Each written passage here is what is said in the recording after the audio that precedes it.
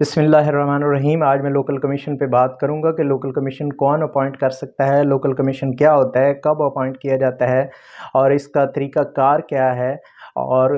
किसका इख्तियार है कि वो लोकल कमीशन को मुकर्रर कर सके। इस पे मैं आज डिटेल से बात करूंगा।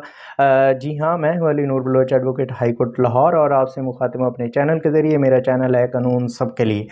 सबसे पहले तो लोकल कमीशन का मैं आपको बताता चलूं कि इसको सेक्शन कौन सा डील करता है। सिविल प्रोसीजर कोड का सेक्शन जो है वो 75 और ऑर्डर जो है वो 26 से, उसका रूल जो है वो 1 से 14 तक इसको जो है वो डील करते हैं। उसमें मुख्तलिफ जो है वो आगे प्रोसीजर बताया गया है। अब लोकल कमीशन का जो पर्पज़ होता है वो क्या होता है, किसी बंदे को जो है वो एग्ज़ामिन करना है। अगर कोई बीमार है और वो किसी दावे का गवाह है और उसकी गवाही की ज़रूरत है, या वो उसने उस मुकर्रर तारीख से पहले सफ़र करना है, या कोई और मजबूरी है, वो कोर्ट में नहीं आ सकता, वो कोर्ट में आके गवाही नहीं दे सकता, तो अदालत जो है वो किसी लोकल कमीशन को उसके पास भेज सकती है कि आप उसको एग्ज़ामिन करो, उसकी गवाही नोट करो और अदालत में सबमिट कराओ। इसके अलावा अगर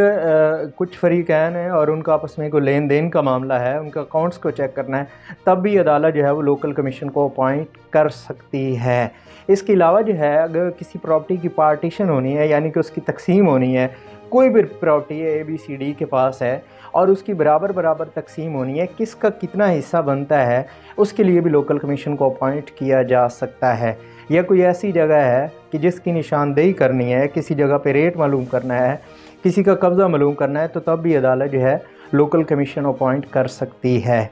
लोकल कमीशन कौन अपॉइंट करेगा? लोकल कमीशन जो है वो जज साहब जो है वो अपॉइंट करेंगे, वो मुकर्रर कर सकते हैं, जज साहब ख़ुद भी कर सकते हैं, या मुद्दई जो या मुद्दा लय,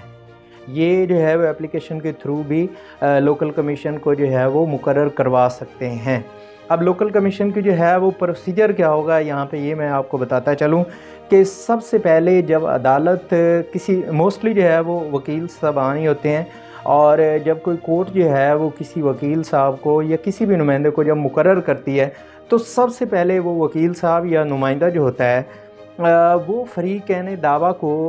जो है वो नोटिस जारी करेगा। नोटिस वो जारी ये करेगा कि भाई साहब, मैंने फ़लाँ डेट को, फ़लाँ वक्त को उस जगह पर जदाद मुतदाविया जो है, सूट प्रॉपर्टी जो है, या अगर किसी की गवाही वो करनी है तो उसको मतले करेगी, या अगर आपने वहाँ पे किसी जगह का जाके जो है वो मुशाहिदा करना है, अमली तौर पे, प्रैक्टिकली तौर पे आपने देखना है,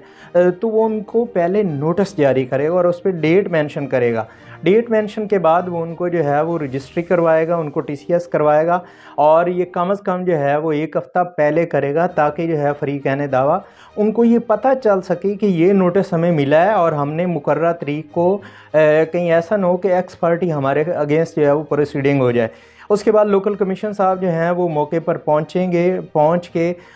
जो उसको जज साहब ने ऑर्डर में लिखा होगा कि आपने वहाँ पे जाना है, मौके की आपने तस्वीर बनानी है, मौके का जो है वो आपने बिला स्केल नज़री जो है वो वहाँ पे आपने उसका जो नक्शा तैयार करना है, वहाँ की तस्वीर बनानी है, और आपने गवाहों के बयानात नोट करने हैं, लोकेलिटी से उस प्रॉपर्टी के मुतालिक पूछना है। ये जो भी मामलात होंगे, अगर रेंट के बारे में है तो रेंट के बारे में पूछना है कि ये बंदा यहाँ से यहाँ पे कब से रह रहा है, इसका असल मालिक कौन है, या अगर किसी का कब्ज़ा देखना है तो वहाँ जाके अमली तौर पे देखेगा कि कब्ज़ा किसका है, और उसके बाद वो अदालत में अपनी रिपोर्ट सबमिट करेगा।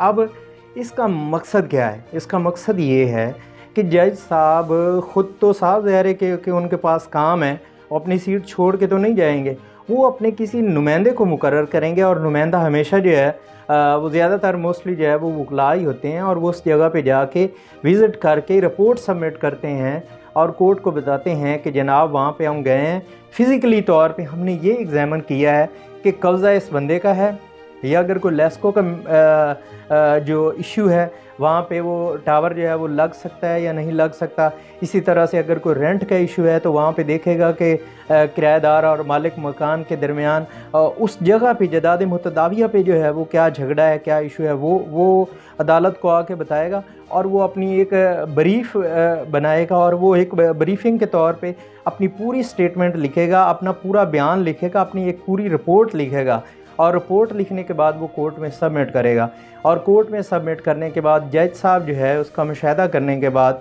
वो उसको स्टे जारी करते हैं या नहीं करते, वो रिपोर्ट देखने के बाद ज़्यादातर ये होता है कि रिपोर्ट पर जो है वो जज साहबान जो है वो इन्हिसार करते हैं और रिपोर्ट जिसके हक़ में भी होती है उसी के हक़ में ज़्यादातर फ़ैसला हो जाता है। क्योंकि लोकल कमीशन जो है वो अपॉइंट कराने का, मुकर्रर कराने का मकसद भी यही होता है। अब जैसा कि मैंने शुरू में बताया था कि जज साहब ख़ुद भी कर सकते हैं, हम एप्लीकेशन दे के भी करवा सकते हैं या मुद्दा अलैह भी करवा सकता है। ये ज़रूरी नहीं है कि सिर्फ मुद्दई करवाएगा। फिर वो उसकी लोकल कमीशन की जो है वो एक फ़ीस रखी जाती है। फ़ीस क्या होता है कि जो भी लोकल कमीशन है वो अपनी फ़ीस जो है वो अदालत से रिसीव करेगा, उस मुद्दई से रिसीव करेगा या जो भी इसको जो है वो मुकर्रर करवाएगा उससे अपनी फ़ीस लेगा